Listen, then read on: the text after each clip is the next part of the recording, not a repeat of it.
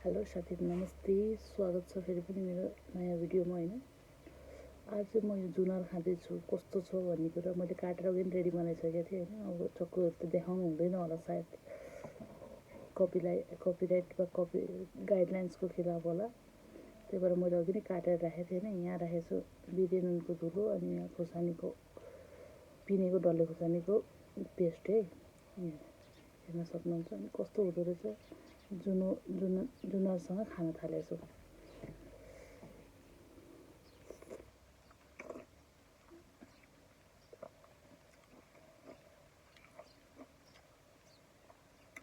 यस्तो मिठो हुँदो रहेछ नि साथीहरु, नभन्नुहोस्।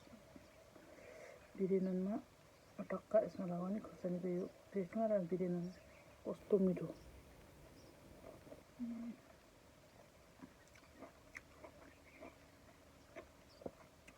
अब घाम तापी बस्नुपर्छ, यस्तो मिठो हुँदो रहेछ नि।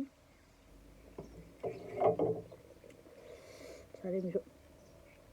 हजुरहरूले खानुभएको छ यसरी?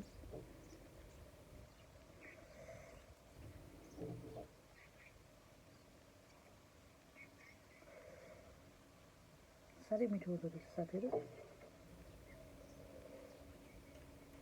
अस्ति घुम्न जाँदाखेरि लिएर आएको थिएँ कि जुनार।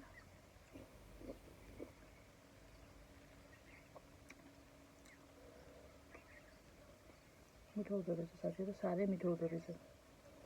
हजुरहरू पनि ट्राई गर्नु होला। आज घाममा बस्नुपर्छ जाडो महिनामा हैन, टक्का घाम तापी खानालाई साह्रै मिठो।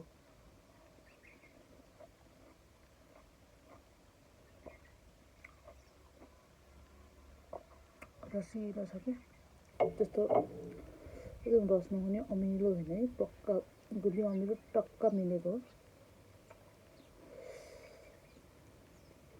कस्तो रसिलो छ। म चाहिँ घाम ताप्दै बस्दै के खाउँ हुन्छ दिउँसो भएपछि घाममा बसेपछि होइन टक्का यो निकाल्यो एउटा।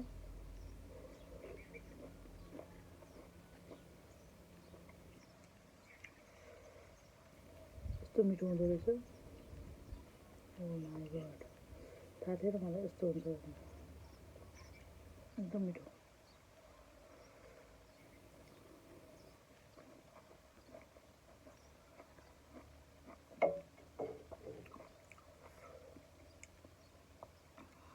पिरो पनि भयो हैन, मिठो पनि भयो।